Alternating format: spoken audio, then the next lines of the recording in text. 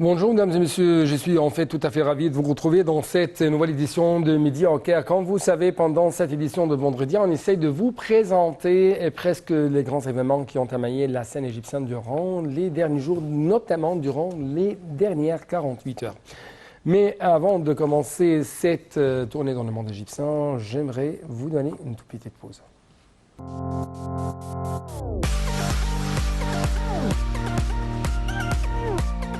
Commençons tout de suite notre tournée dans le monde égyptien par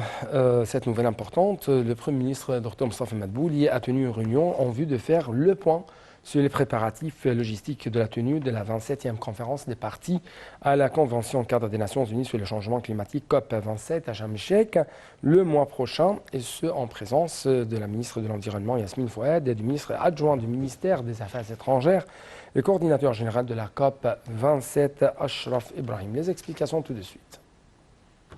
Le Premier ministre Mostafa Madbouli a tenu une réunion en vue de faire le point sur les préparatifs logistiques de la tenue de la 27e conférence des parties à la Convention cadre des Nations Unies sur les changements climatiques COP27 à Sharm el-Sheikh le mois prochain, en présence de la ministre de l'Environnement Yasmine Fouad et du ministre adjoint du ministère des Affaires étrangères et coordinateur général de la COP27 Ashraf Ibrahim.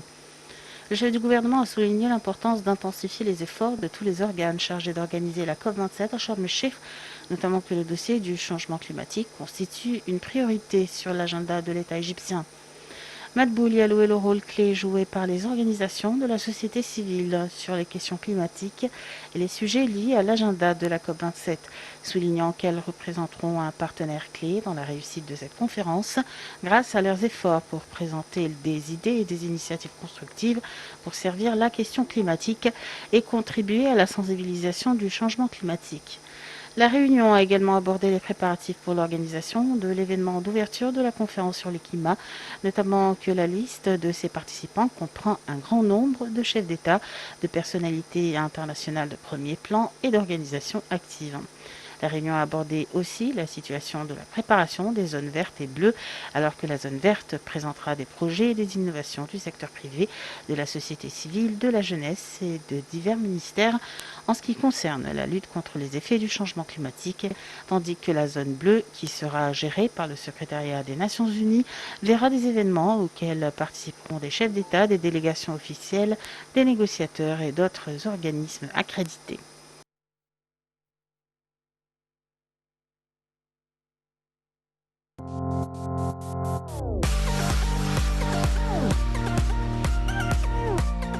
En fait, de plus en plus, l'Égypte essaye de prendre des pas concrétisés sur le terrain afin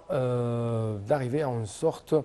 de comment faciliter les affaires ici en Égypte et l'environnement d'affaires en Égypte. C'est pourquoi on trouve que le Premier ministre Dr Mostafa Madbouli a examiné un rapport présenté par le PDG de l'Autorité générale pour l'investissement en zone franche, Mohamed Abdelwahab, sur les indicateurs de flux d'investissement direct étranger vers l'Égypte au cours du dernier exercice 2021-2022. Dans le rapport, Abdelwahab indiquait que la Banque centrale d'Égypte avait annoncé une augmentation des flux nets d'investissement direct étranger en Égypte au cours du dernier exercice 2021-2022 pour enregistrer près de 8,9 milliards de dollars avec un taux de croissance de 71,4% par rapport à l'exercice précédent 2020-2021. Tout de suite, les explications. Le Premier ministre Mostafa Madbouli a examiné un rapport présenté par le PDG de l'Autorité générale pour l'investissement et les zones franches, Mohamed Abdelwahab, sur les indicateurs du flux d'investissement direct étranger vers l'Égypte au cours du dernier exercice 2021-2022. Dans le rapport, Abdelwahab a indiqué que la Banque centrale d'Égypte avait annoncé une augmentation des flux nets d'investissement direct étranger en Égypte au cours du dernier exercice pour enregistrer près de 8,9 milliards de dollars avec un taux de croissance de 71,4% par rapport à l'exercice précédent 2020-2021. Selon Abdelwahab, ce bond est dû à l'afflux important d'investissements directs étrangers nets dans les secteurs non pétroliers qui ont augmenté d'environ 5,2 milliards de dollars pour enregistrer un afflux net près de 11,6 milliards de dollars avec un taux de croissance de 81,3% par rapport à l'exercice précédent 2020-2021.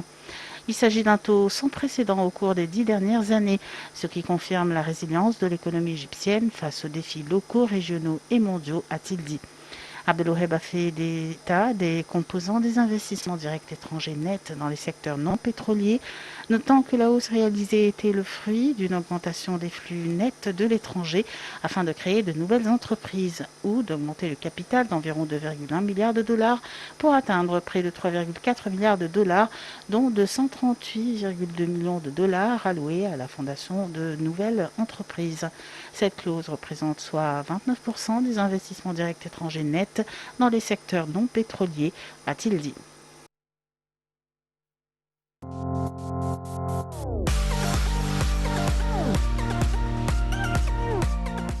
Quant au ministre du Pétrole et des Ressources minérales, Tariq El-Molla, il a déclaré mardi que l'Égypte contribue aux efforts visant à assurer la sécurité et la stabilité énergétique à l'échelle mondiale à travers son rôle en tant que centre régional pour le commerce du gaz et du pétrole, en complémentarité avec ses relations politiques et ses liens économiques solides avec l'Union européenne et de nombreux pays. M. El-Molla a tenu ses propos lors de sa rencontre avec des responsables de la société allemande Wintershall Dea, pour discuter des défis mondiaux auxquels est confrontée l'industrie pétrolière et gazière, ainsi que des opportunités d'investissement disponibles dans le domaine du pétrole et du gaz en Égypte.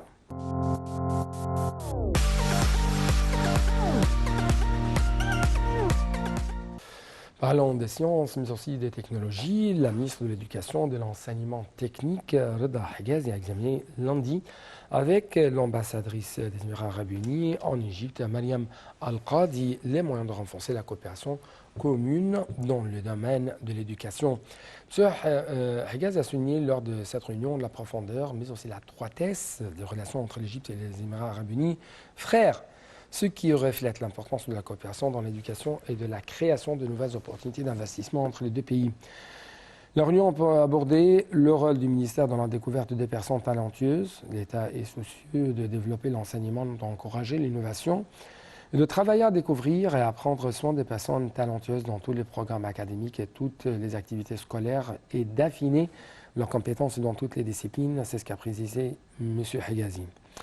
Pour sa part, Mme El Qadi a adressé ses vœux à M. Higazi pour son ascension au poste de ministre de l'Éducation et de l'Enseignement technique,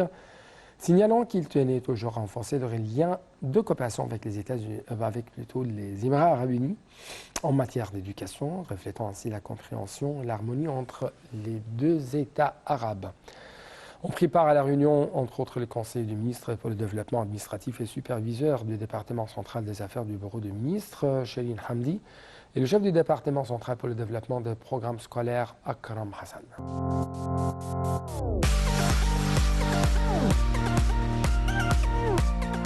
Au niveau africain, le ministre des Ressources en eau et de l'irrigation, M. Hani Souilem, a affirmé mercredi le souci que porte l'Égypte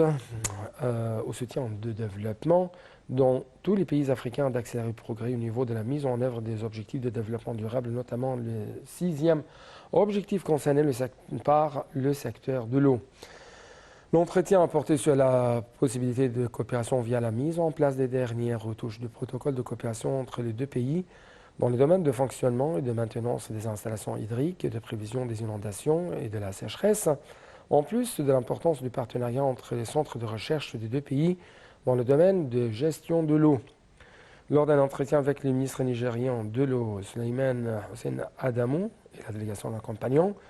M. Souilem a évoqué le rôle du Conseil des ministres africains chargé de l'eau dans le soutien de la coopération face aux défis hydriques auxquels se heurtent les pays du continent, notamment en vue de la croissance démographique rapide et de l'impact négatif du changement climatique sur l'eau.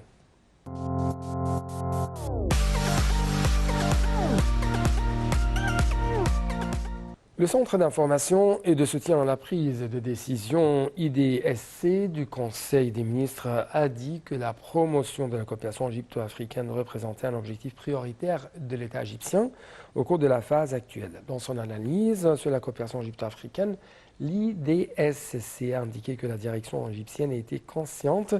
que la coopération en matière d'économie, mais aussi en matière de développement était une exigence inévitable pour toute la région. Le Centre d'information dit que l'État aurait besoin d'encourager les sociétés nationales afin de prendre part au projet de développement continent africain pour glorifier les profits tirés de la zone de libre-échange du continent africain.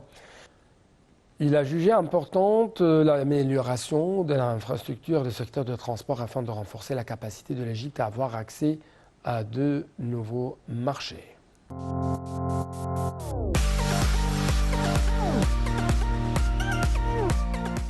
Au niveau sanitaire, le ministère de la Santé et de la Population a célébré mercredi la journée mondiale de la santé mentale en organisant de nombreuses activités et en illuminant envers la tour du Caire, selon le porte-parole du ministère, Hossam Abdelghafar. Il a également évoqué l'illumination de 21 hôpitaux et centres de santé mentale dans 15 gouvernorats. Aussi, un symposium scientifique a été tenu à l'hôpital public d'Assiout pour la santé mentale.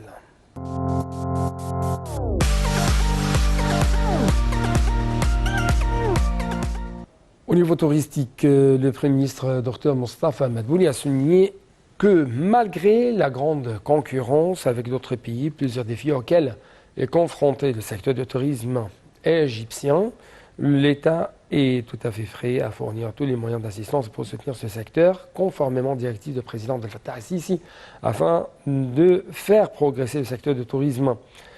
Le chef du gouvernement a tenu une réunion lundi pour faire le point sur les moyens de développer l'industrie du tourisme,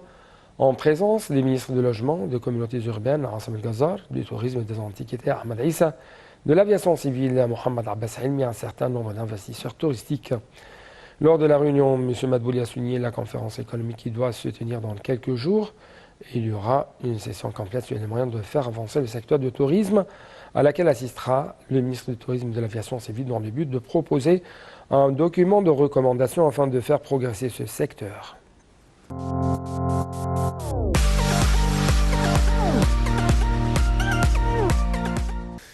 Donc, avec cette dernière nouvelle sportive, nous devons, si je puis dire, clôturer cette édition et vous dire c'est terminé. À la prochaine.